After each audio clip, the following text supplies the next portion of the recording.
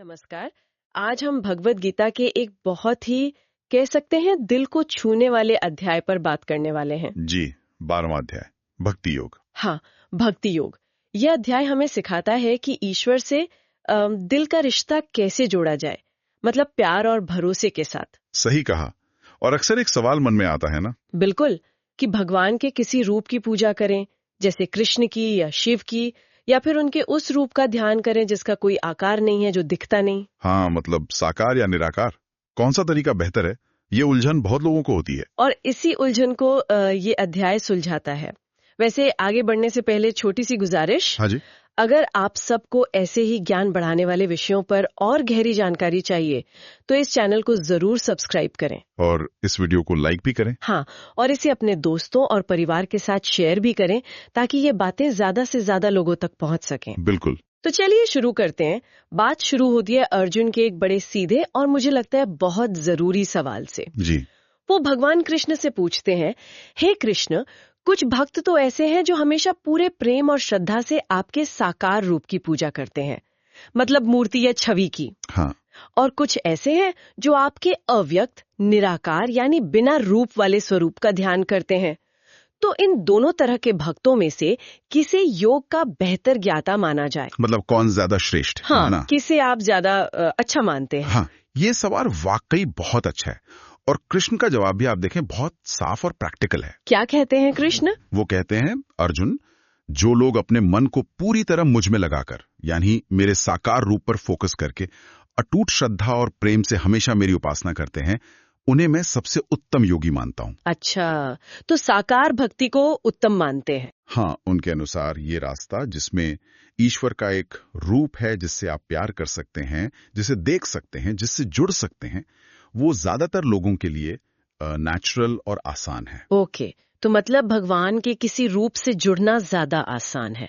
लेकिन फिर उनका क्या जो निराकार ईश्वर का ध्यान करते हैं, क्या वो गलत है? नहीं, गलत बिल्कुल नहीं है। कृष्ण उनके बारे में भी बताते हैं। वो कहते हैं, लेकिन जो लोग अपनी इंद्रियों को, अपने सेंसेस को कंट्रोल में रखकर सबको एक समान नजर से देखते हुए मेरे उस रूप की उपासना करते हैं जो दिखता नहीं, हाँ, जो हर जगह मौजूद है, जिसे शब्दों में बताना मुश्किल है, मतलब अव्यक्त, निराकार, एब्स्ट्रैक्ट। हाँ, एब्स्ट्रैक्ट, वे भी आखिर में मुझे ही पाते हैं। इसमें कोई शक नहीं है। लेकिन कृष्ण साथ में ये भी कहते हैं कि उनके लिए रास्ता ज्यादा मुश्किल है। अच्छा, ज्यादा मुश्किल, पर क्यों?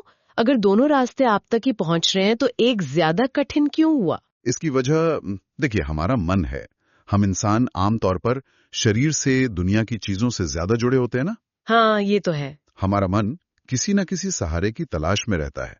तो ऐसे में बिना किसी रूप, बिना किसी आधार वाले एकदम एब्स्ट्रैक्ट ईश्वर पर मन को पूरी तरह टिकाना, वो बहुत डिसिप्लिन और कह लीजिए अभ्यास मांगता है। हाँ, फोकस रखना मुश्किल होता होगा। बिल्कुल, इसमें भटकने का डर थोड़ा ज्यादा रहता है। इसीलिए किसी साकार रूप से प्रेम करना, उनकी सेवा करना, उनसे बात करना, ये भक्ति का मार्ग हमारे इमोशनल नेचर के ज्यादा करीब पड़ता है और आसान लगता है। ये बात तो समझ में आती है। मन को भटकने से रोकना तो है ही मुश्किल काम। पर कृष्ण यही नहीं रुकते, वो आगे और भी रास्ते बताते हैं ना। जैसे अगर कोई सीधे टॉप लेवल की भक्ति ना कर पाए। बिल्कुल, बिल्कुल, यही तो इस अध्याय की खूबसूरती है। कृष्ण बहुत प्रैक्टिकल हैं। वो समझते हैं कि हर किसी की कैपेसिटी, हर किसी का स्वभाव अलग होता है। हाँ। तो वो भक्ति तक पहुंचने की जैसे सीढ़ियां होती है ना, वैसे बताते हैं। अच्छा, कैसे? सबसे ऊंची सीढ़ी, या कह लीजिए पहला ऑप्शन है, तुम अपना मन सिर्फ मुझ में लगाओ और अपनी बुद्धि, अपनी सोच भी मुझ में ही स्थिर कर दो। ओह, ये तो हुआ मतलब टोटल सरेंडर, पूरी तरह ईश्वर में खो जाना। ये तो सुनने में ही बहुत गहरा है। शायद सबके लिए ये एकदम से पॉसिबल न हो। सही कहा। इसीलिए कृष्ण फौरन दूसरा ऑप्शन देते हैं। वो कहते हैं, अगर तुम अपना मन लगातार मुझ में स्थिर नहीं कर सकते, हाँ, तो क्या करें? तुम अभ्यास योग के द्वारा मुझे पाने की कोशिश करो। अभ्यास योग? हाँ, इसका क्या मतलब हुआ? प्रैक्टिस। हाँ, प्रैक्टिस मतलब रोज कोशिश करना, रोज थोड़ा समय निकालकर ईश्वर को याद करना, उनका नाम जपना, उनका ध्यान करना या उनके बारे में पढ़ना सुनना। कंसिस्टेंसी। एग्जैक्टली, कंसिस्टेंसी इज की है। जैसे कोई भी स्किल सीखने के लिए रोज प्रैक्टिस करनी पड़ती है, वैसे ही भक्ति के लिए भी रोज थोड़ा एफर्ट करना होता है। ठीक है, मतलब रोज थोड़ी प्रैक्टिस। लेकिन मान लीजिए किसी के लिए रोज नियम से बैठना भी मुश्किल हो, आजकल की भागदौड़ भरी जिंदगी में। हाँ, हो सकता है, बिल्कुल हो सकता है। तो कृष्ण तीसरी सीढ़ी बताते हैं, वो क्या है? अगर तुम अभ्यास भी नहीं कर सकते हो तो मेरे लिए कर्म करने का निश्चय करो। मेरे लिए कर्म मतलब? इसका मतलब है, आप जो भी काम कर रहे हैं, अपनी नौकरी, घर का काम, पढ़ाई, कुछ भी, उसे भगवान को समर्पित करके करें। ये सोचें कि मैं ये काम भगवान की खुशी के लिए कर रहा हूं या कर रही हूं, उनकी सेवा के तौर पर। अच्छा। इससे क्या होता है, आपके काम में स्वार्थ का भाव कम होता जाता है और मन धीरे धीरे शुद्ध होने लगता है। अपने एक्शन को ही डिवोशन बना लेना। वाह, मतलब अपने डेली वर्क को ही पूजा बना सकते हैं। हाँ। ये तो बहुत ही प्रैक्टिकल तरीका लगा मुझे। है ही? और अगर कोई ये भी ना कर पाए, क्या इसके बाद भी कोई रास्ता बचता है? हाँ, कृष्ण एक और रास्ता दिखाते हैं जो शायद सबसे आसान लगे। बताइए। और अगर तुम मेरे लिए कर्म भी नहीं कर सकते तो फिर तुम अपने सभी कर्मों के फल का त्याग कर दो। कर्मों के फल का त्याग मतलब रिजल्ट्स की चिंता छोड़ देना। बिल्कुल। आप जो भी काम कर रहे हैं उसे अपनी पूरी मेहनत और ईमानदारी से करें, लेकिन उसके नतीजे की, उसके रिजल्ट की चिंता छोड़ दें। वो अच्छा होगा या बुरा, सफल होगा या असफल, ये सोचकर परेशान ना हो। बस अपना बेस्ट दें और रिजल्ट ईश्वर पर छोड़ दें। ये तो कर्मयोग वाला सिद्धांत हो गया। हाँ, काफी हद तक वही है, फल की इच्छा का त्याग। ये तो कमाल है। ऐसा लग रहा है जैसे कृष्ण कह रहे हो, देखो तुम जहां हो, जैसे हो, वहीं से शुरू कर सकते हो। परेशान मत हो, कोई ना कोई रास्ता तुम्हारे लिए है ही। ये बहुत उम्मीद देता है। बिल्कुल। ये दिखाता है कि ईश्वर कितने दयालु हैं, कितने कंपैशनेट हैं। वो परफेक्शन नहीं मांग रहे, बस एक सिंसियर एफर्ट चाहते हैं। और इसके बाद कृष्ण बताते हैं कि जब कोई इन रास्तों पर चलकर भक्ति में आगे बढ़ता है तो उसमें कौन से गुण, कौन सी क्वालिटीज नेचुरली आने लगती हैं। कैरेक्टर ट्रेट्स बताते हैं। हाँ, ये वाले गुण तो मैंने काफी सुने हैं कि भक्त ऐसा होना चाहिए, वैसा होना चाहिए। क्या आप कुछ मेन क्वालिटीज बता सकते हैं? ये सिर्फ पूजा पाठ करने वाले गुण तो नहीं है, है ना? नहीं नहीं, ये बाहरी दिखावे के गुण बिल्कुल नहीं है। ये मन के गुण हैं, स्वभाव के गुण हैं।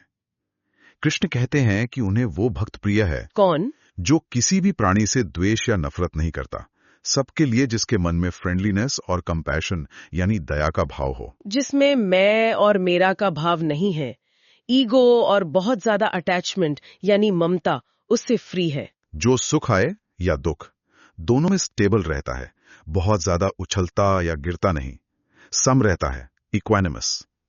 और फॉरगिविंग है, दूसरों की गलतियों को माफ कर देता है। ये तो बहुत ऊंचे गुण हैं, खासकर सुख दुख में एक जैसा रहना और दूसरों से नफरत ना करना। आजकल की दुनिया में तो ये और भी मुश्किल लगता है। मुश्किल है, बिल्कुल है, इसीलिए तो ये आदर्श हैं। और भी गुणे देखिए। जो हमेशा संतुष्ट रहता है, कंटेंट, जो मिला है उसमें खुश है, जिसका मन और इंद्रियां उसके कंट्रोल में है, जिससे दुनिया को तकलीफ नहीं होती और जो खुद भी दुनिया की बातों से आसानी से परेशान या विचलित नहीं होता। वाह। जो डर, चिंता, बहुत ज्यादा खुशी या दुख की एक्सट्रीम से परे है, जिसे अपनी पर्सनल इच्छाएं बहुत ज्यादा नहीं सताती, जो अंदर बाहर से साफ है, प्योर है, अपने काम में एफिशिएंट है, कुशल है और किसी का पक्षपात नहीं करता। ये बातें सुनकर तो ऐसा लग रहा है कि भक्त होना मतलब एक बहुत ही बैलेंस्ड और शांत इंसान होना है। हाँ बिल्कुल, इसेंशियल वही है। और कृष्ण आगे कहते हैं कि ऐसा भक्त ना तो कुछ पाने पर बहुत ज्यादा खुश होता है, ना किसी से नफरत करता है, ना कुछ खोने का शोक मनाता है, ना ही किसी चीज की बहुत ज्यादा कामना या इच्छा करता है। वो अच्छे बुरे कर्मों के फल से ऊपर उठ चुका होता है। उसके लिए दोस्त, दुश्मन, मान अपमान, सर्दी गर्मी, निंदा तारीफ सब एक समान होते हैं, सब बराबर। हाँ, वो शांत रहता है, ज्यादातर मौन रहता है, कम बोलता है, जो मिल जाए उसी में गुजारा कर लेता है। और सबसे जरूरी, उसका मन हमेशा ईश्वर में टिका रहता है, चाहे वो कहीं भी हो, कुछ भी कर रहा हो। ये तो वाकई एक आदर्श इंसान की तस्वीर लगती है। हाँ, और कृष्ण कहते हैं कि ऐसे भक्त जो श्रद्धा रखते हैं और मुझे ही अपना सबसे बड़ा सहारा मानते हुए इन गुणों को जीवन में उतारने की कोशिश करते हैं, वो मुझे बहुत प्यारे हैं। तो मतलब जोर बाहरी कर्मकांड से ज्यादा इनर ट्रांसफॉर्मेशन पर है। बिल्कुल, मन की शांति, प्रेम और सबके प्रति अच्छा व्यवहार, इसी पर जोर है। तो अगर इस पूरे अध्याय का सार निकालें, एक निचोड़, तो क्या कहेंगे? सार यही है कि ईश्वर तक पहुंचने के दो मुख्य रास्ते बताए गए हैं। एक ज्ञान का, निराकार ध्यान का, जो थोड़ा मुश्किल है। हाँ। दूसरा प्रेम का, भक्ति का, साकार उपासना का, जो ज्यादातर लोगों के लिए सहज और सरल है। कृष्ण भक्ति मार्ग को ज्यादा प्रैक्टिकल मानते हैं आम इंसान के लिए। और सच्ची भक्ति क्या है? सच्ची भक्ति सिर्फ पूजा पाठ तक सीमित नहीं है, बल्कि अपने अंदर अच्छे गुण लाना है, सबके प्रति प्रेम रखना है और जीवन की हर सिचुएशन में ईश्वर पर भरोसा रखना है। और इससे हमारी रोजमर्रा की जिंदगी के लिए क्या सीख मिलती है? Practical takeaways. बहुत कुछ। पहली बात तो ये कि स्पिरिचुअल होने के लिए घर परिवार छोड़ने की जरूरत नहीं है। आप अपनी जिम्मेदारियां निभाते हुए भी भक्त बन सकते हैं। ये बहुत जरूरी बात है। हाँ। दूसरी, अपने काम को ही पूजा समझें, उसे पूरी ईमानदारी से करें और ईश्वर को डेडिकेट करने का भाव रखें। तीसरी, जीवन में मुश्किलें तो आएंगी, पर उनमें भी विश्वास न खोएं। ट्रस्ट बनाए रखें। हाँ, ट्रस्ट बनाए रखें। चौथी, बाहरी दिखावे से ज्यादा अपने अंदर शांति, विनम्रता, दया जैसे गुण लाने पर फोकस करें। यही असली भक्ति की पहचान है। और पांचवी, कि अल्टीमेट गोल ईश्वर से प्रेम के जरिए जुड़ जाना है, एक हो जाना है। एक श्लोक 12:15 का जिक्र आता है अक्सर कि जो न ज्यादा एक्साइट होता है, न नफरत करता है, न शोक करता है, न इच्छा रखता है। इसका डे टू डे लाइफ में क्या मतलब निकाले? इसका मतलब है एक बैलेंस्ड इमोशनल लाइफ जीना। देखिए, दुनिया की चीजों में इतना मत खो जाइए कि उनके मिलने पर आप पागल हो जाएं और उनके छिन जाने पर बिल्कुल टूट जाएं। लोगों से या हालातों से बेवजह नफरत मत पालें। जो बीत गया उसका रोना मत रोते रहें और फ्यूचर की इच्छाओं में ही दिन रात डूबे न रहें। यह एक तरह की डिटैचमेंट की अवस्था है जो मन को बहुत शांत रखती है। ऐसा शांत और बैलेंस्ड भक्त ईश्वर को प्रिय होता है। बहुत खूब। तो कुल मिलाकर गीता का 12वां अध्याय हमें ये खूबसूरत संदेश देता है कि ज्ञान और तर्क के अलावा, या शायद उनसे भी बढ़कर, ईश्वर को प्रेम से, समर्पण से और दिल से महसूस किया जा सकता है। हाँ, दिल का रास्ता। हाँ, सबसे आसान रास्ता शायद यही है कि अपने दिल को ईश्वर के लिए खोल दे। और सबसे अच्छा भक्त वो है जो न सिर्फ ईश्वर से बल्कि ईश्वर की बनाई हर चीज से, हर प्राणी से प्रेम करता है और हर हाल में शांत और स्थिर रहता है। बिल्कुल सही कहा। तो आज की इस बातचीत से एक सवाल मेरे मन में आ रहा है और शायद सुनने वालों के मन में भी आए। पूछे। आजकल की इतनी भागदौड़ भरी जिंदगी है, किसी के पास ज्यादा वक्त नहीं है, तो ऐसे में हम भक्ति या ईश्वर के प्रति समर्पण को अपनी रोजमर्रा की जिंदगी का हिस्सा कैसे बना सकते हैं? मतलब बिना किसी खास कर्मकांड या घंटों लगाए इसे प्रैक्टिस में कैसे लाया जा सकता है? ये बहुत अच्छा सवाल है, सोचने वाला सवाल है। हाँ, तो इस बारे में आपके क्या विचार हैं? नीचे कमेंट सेक्शन में जरूर साझा कीजिएगा। हमें आपके जवाबों का इंतजार रहेगा। जी जरूर। अगली बार फिर मिलेंगे एक नए विषय के साथ। धन्यवाद। धन्यवाद।